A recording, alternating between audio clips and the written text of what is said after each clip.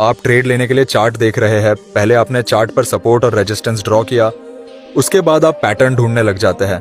अचानक आपकी नज़र सपोर्ट पर बने एक बुलिश इंगल्फिंग कैंडलस्टिक पैटर्न पड़ती है। आपके दिमाग में बत्ती जलती है और आप सोचते हैं अब तो प्राइस ऊपर ही जाएगा। आप जल्दी जल्दी ट्रेड में एंटर होते हैं। अचानक मार्केट नीचे आता है और आपका स्टॉप लॉस हिट करके आपके डायरेक्शन में चला जाता है। अब आप सोचते हैं हर बार मेरे साथ ही ऐसा क्यों होता है, तो आप गलत है।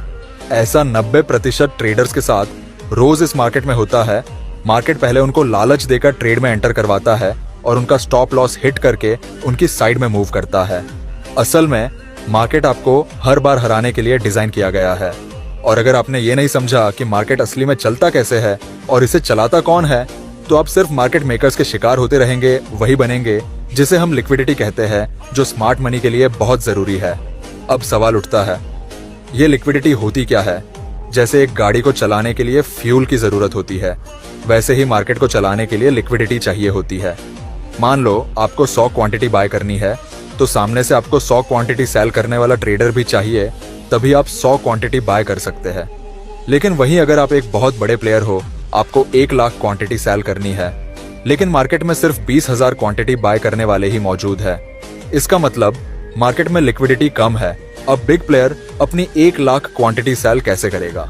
तो चलिए चार्ट पर आसान भाषा में समझते हैं कि आपका स्टॉप लॉस हिट क्यों होता है और इसके पीछे किसका हाथ होता है। इस चार्ट को ध्यान से देखिए। एक बड़ा प्लेयर इस चार्ट पर 1 लाख क्वांटिटी सेल करना चाहता है, लेकिन 1 लाख क्वांटिटी बाय करने वाले कम है। अब वो रेजिस्टेंस पर फेक ब्रेकआउट करके बाइंग क्रिएट करेगा। अब 90% ट्रेडर्स जिन्होंने सीखा है कि रेजिस्टेंस ब्रेक होने पर बाय किया जाता है, रेजिस्टेंस ब्रेक होता देख रिटेल ट्रेडर्स अंधाधुंध बाइंग शुरू कर देते हैं और अपने स्टॉप लॉस यहाँ कहीं रेजिस्टेंस पर लगाएंगे। अब रिटेलर्स के ये स्टॉप लॉस बिग प्लेयर के लिए लिक्विडिटी का काम करेंगे। बिग प्लेयर जैसे ही अपनी 1 लाख क्वांटिटी सेल करता है, तो रिटेल ट्रेडर्स के स्टॉप लॉस हिट हो जाते हैं और मार्केट में गिरावट देखने को मिलती है। तो ट्रेडर्स, यही है लिक्विडिटी गेम। और अगर आपने इस गेम को समझ लिया, तो यकीन मानिए आप मार्केट को उसी नजर से देख पाएंगे जैसे बड़े प्लेयर या स्मार्ट मनी देखते हैं। तो इस वीडियो में मैं आपको बताऊंगा चार्ट पर लिक्विडिटी मार्क करने के क्या फायदे हैं, चार्ट पर कौन से इंपॉर्टेंट लिक्विडिटी लेवल्स होते हैं, स्मार्ट मनी किस पैटर्न से लिक्विडिटी इकट्ठा करते हैं, आप बाय साइड और सेल साइड की लिक्विडिटी कैसे पहचानोगे, और सबसे जरूरी market maker model smart money कैसे 90% ट्रेडर्स को इनवाइट करके उनसे लिक्विडिटी लेते हैं। तो ट्रेडर्स, चलते हैं पहले पॉइंट पर और जानते हैं कि चार्ट पर लिक्विडिटी एरिया को मार्क करने के क्या फायदे हैं। पहला तो ये कि जब आप लिक्विडिटी को पहले से पहचान लेते हैं, तो आपको टारगेट का पता पहले ही चल जाता है। पहले समझते हैं कि लिक्विडिटी एरिया, सपोर्ट और रेजिस्टेंस, साइकोलॉजिकल नंबर्स और पिछले स्विंग हाई या स्विंग लो, ये सभी लिक्विडिटी एरिया होते हैं जहां आप और हम जैसे रिटेल ट्रेडर्स के स्टॉप लॉस अवेलेबल होते हैं, जिसे स्मार्ट मनी अपने bulk quantity on order by और सेल करने के लिए इस्तेमाल करते हैं। अब आप इससे टारगेट कैसे पता कर सकते हैं और आप स्मार्ट मनी के साथ ट्रेड में एंटर कैसे हो सकते हैं, एग्जाम्पल से समझते हैं। आपको चार्ट पर सपोर्ट या रेजिस्टेंस पर देखना है कि फेक आउट किस लेवल पर हुआ है, और साथ में RSI इंडिकेटर को ओवरसोल्ड या ओवरबोट देखना है, जिससे आपको पता चल सकता है कि ये ब्रेकआउट या ब्रेकडाउन असली है या नकली। अगर नकली है तो समझ जाइए कि स्मार्ट मनी ने फेक आउट करके रिटेल ट्रेडर्स की लिक्विडिटी स्विप की है। अब प्राइस उल्टा जा सकता है और स्मार्ट मनी का अगला टारगेट दूसरे लेवल तक हो सकता है। इसी के साथ दूसरा बड़ा फायदा यह है कि आप फॉल्स ट्रैप से बच सकते हैं। आपने बार बार देखा होगा कि प्राइस सपोर्ट या रेजिस्टेंस तोड़कर अचानक उल्टा भाग जाता है और छोटे ट्रेडर्स इन्हीं फेक आउट पर जल्दबाजी में ट्रेड लेकर फंस जाते हैं। यही होता है लिक्विडिटी ट्रैप। दरअसल ज्यादातर मैनिपुलेशन लिक्विडिटी जोन्स के आसपास ही होती है, लेकिन अगर आपने लिक्विडिटी लेवल्स पहले से मार्क किए हुए हैं, तो आप इन झूठे ब्रेकआउट्स में फंसेंगे ही नहीं। आपको पहले से अंदाजा रहेगा कि ये मूव असली है या सिर्फ लिक्विडिटी खींचने का खेल। और जब आप ट्रैप से बच जाएंगे, तो आपके पास एक और बड़ा फायदा खुल जाता है, स्मार्ट तरीके से हाई एक्यूरेट ट्रेड्स की प्लानिंग। लिक्विडिटी लेवल सिर्फ ट्रैप से बचने के लिए ही नहीं, बल्कि हाई एक्यूरेसी वाले ट्रेड्स के लिए भी जरूरी है। जब आपको पता हो कि लिक्विडिटी कहाँ पड़ी है, तो आप अपनी एंट्री और एग्जिट पूरी स्ट्रैटेजी के साथ ले सकते हैं। जैसे लिक्विडिटी स्वीप होने के बाद एंट्री लेना कहीं ज्यादा सुरक्षित होता है, बनिस्बत रैंडमली एंट्री लेने के। इसका मतलब ये हुआ कि आप आंख बंद करके तुक्का नहीं लगा रहे, बल्कि स्मार्ट मनी के साथ चल रहे हैं। यही एज आपके ट्रेड्स को हाई एक्यूरेट बना सकता है। लेकिन अब सवाल यह है, आखिर चार्ट पर कौन कौन से लिक्विडिटी लेवल सबसे ज्यादा मायने रखते हैं और उन्हें सही तरह से पहचानना कैसे है? चलिए दूसरे सेक्शन में डिटेल में समझते हैं। सबसे पहला और सबसे कॉमन लेवल है स्विंग हाइज और स्विंग लोज। मार्केट में सबसे ज्यादा स्टॉप लॉसेस इन्हीं जगहों के पीछे छिपे होते हैं। तो जब भी प्राइस इन लेवल्स के पास आता है, वहां लिक्विडिटी मौजूद होने की संभावना सबसे ज्यादा होती है। अब बात करते हैं दूसरे लेवल की, राउंड नंबर्स या साइकोलॉजिकल लेवल्स। जैसे निफ्टी के चार्ट पर ये जो बड़े नंबर है, ये भी लिक्विडिटी ग्रेव करने वाले लेवल्स होते हैं। ट्रेडर्स इन लेवल्स को नेचुरली इंपॉर्टेंट मानते हैं और वहीं पर ऑर्डर्स लगाते हैं। यही वजह है कि प्राइस इन लेवल्स को बार बार रिस्पेक्ट करता है या फिर इन्हें स्वीप करके बड़ा मूव देता है। तीसरा और इक्वली इंपॉर्टेंट लेवल है ऑर्डर ब्लॉक्स और फेयर वैल्यू गैप्स। अब ये थोड़ा एडवांस कॉन्सेप्ट है, लेकिन सिंपल लैंग्वेज में समझे तो ये वो जगह है जहां इंस्टीट्यूशनल ट्रेडर्स अपने बड़े ऑर्डर्स डालते हैं, और जब प्राइस वापस उन्हीं लेवल्स को रीटेस्ट करता है तो वहां पर हमें या तो स्ट्रॉन्ग रिजेक्शन मिलता है या फिर लिक्विडिटी स्वीप। तो दोस्तों, स्विंग हाइज लोज, राउंड नंबर्स और ऑर्डर ब्लॉक्स FVG, ये तीनों लेवल्स आपकी लिक्विडिटी मैप के सबसे क्रिटिकल पॉइंट्स हैं। अगर आप इन्हें चार्ट पर साफ साफ मार्क कर लेते हैं तो आपको हमेशा पता रहेगा कि मार्केट का अगला बड़ा मूव कहाँ हो सकता है।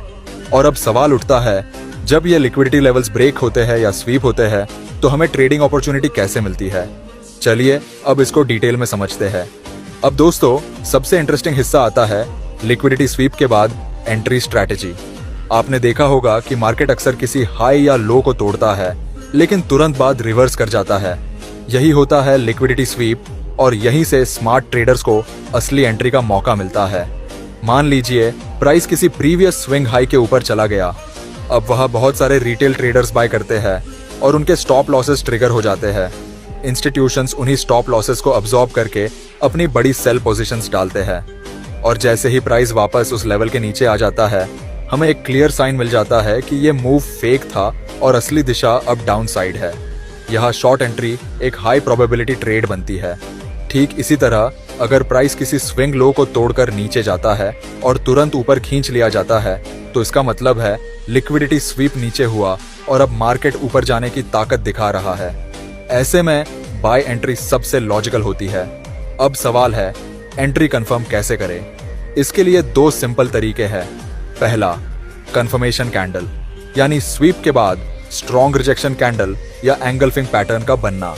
दूसरा, जोन रीटेस्ट, लिक्विडिटी स्वीप होने के बाद प्राइस जब उसी जोन को दोबारा टेस्ट करे और रिजेक्ट करे तब एंट्री लेना। इससे आपकी एक्यूरेसी काफी बढ़ जाती है, और रिस्क मैनेजमेंट को कभी इग्नोर मत कीजिए। स्वीप के बाद एंट्री लें, लेकिन स्टॉप लॉस हमेशा उसी लिक्विडिटी जोन के थोड़ा बाहर रखें। इससे अगर मार्केट दोबारा ट्रैप करता है तो आपका लॉस कंट्रोल में रहेगा। तो ट्रेडर्स, ये तो आपने समझ लिया कि लिक्विडिटी स्वीप के बाद एंट्री स्ट्रैटेजी कैसे काम करती है, लेकिन एक और सच्चाई है, हर लिक्विडिटी स्वीप आपको पैसा नहीं दिलाती। कई बार मार्केट बार बार स्वीप करता है और फिर ऑपोजिट डायरेक्शन में चला जाता है। इसलिए जरूरी है कि हम कुछ फिल्टर्स लगाएं ताकि सिर्फ हाई प्रोबेबिलिटी सेटअप्स पर ट्रेड करें। सबसे पहला फिल्टर है हायर टाइम फ्रेम। मान लीजिए 5 मिनट की चार्ट पर लिक्विडिटी स्वीप बाय सेटअप दिखा रहा है, लेकिन 1 घंटे की चार्ट पर ट्रेंड स्ट्रांगली बेरिश है, तो उस बाय सेटअप की सक्सेस चांस बहुत कम होगी। इसलिए हमेशा छोटे टाइम फ्रेम्स पर मिलने वाले स्वीप्स को बड़े टाइम फ्रेम्स से कंफर्म कीजिए। दूसरा फिल्टर है स्ट्रॉन्ग रिजेक्शन कैंडल। स्वीप हुआ लेकिन उसके बाद वीक कैंडल्स बन रही है तो अवॉइड करें। लेकिन अगर आपको शार्प एंगल्फिंग कैंडल या पिन बार रिजेक्शन दिखे तो ये साइन है कि इंस्टीट्यूशंस ने सच में ट्रैप बनाया है और अब ऑपोजिट साइड पुश करने वाले हैं। तीसरा फिल्टर है वॉल्यूम कॉन्फर्मेशन। फेक स्वीप्स अक्सर लो वॉल्यूम पर होते हैं, लेकिन जेन्युइन स्वीप्स पर अचानक वॉल्यूम स्पाइक आता है। अगर स्वीप के बाद रिजेक्शन के साथ वॉल्यूम भी बढ़े तो ये ट्रेड हाईली रिलायबल बन जाता है। और चौथा, सबसे important filter, market condition. Sweep अगर किसी major support resistance, order block या FVG जोन के पास हो रहा है तो उसकी रिलायबिलिटी कई गुना बढ़ जाती है। मतलब सिर्फ स्वीप देखना काफी नहीं है, बल्कि उसे कंडीशन में जोड़ना जरूरी है कि लिक्विडिटी स्विप किस जगह हुई।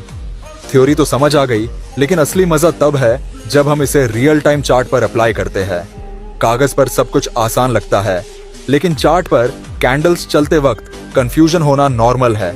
इसलिए स्टेप बाय स्टेप प्रोसेस समझना जरूरी है।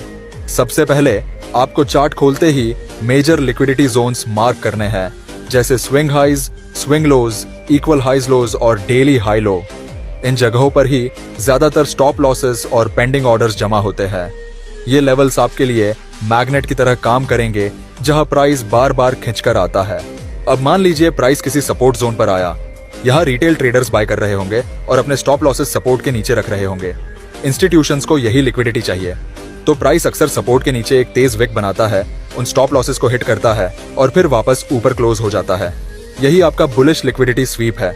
इस समय आपको घबराना नहीं है, बल्कि ऑब्जर्व करना है, क्या रिजेक्शन कैंडल स्ट्रांग है, क्या वॉल्यूम बड़ा है। अगर हाँ, तो ये आपके एंट्री का सही सिग्नल है। एंट्री आप कॉन्फर्मेशन कैंडल के बाद कर सकते हैं और stop loss recent sweep wick के नीचे रख सकते हैं। ठीक यही प्रोसेस रेजिस्टेंस जोन्स पर भी काम करता है। जब प्राइस रेजिस्टेंस के ऊपर जाता है, ट्रेडर्स ब्रेकआउट बाय करते हैं, लेकिन इंस्टीट्यूशंस उनके ऑर्डर्स फिल करके प्राइस नीचे गिरा देते हैं।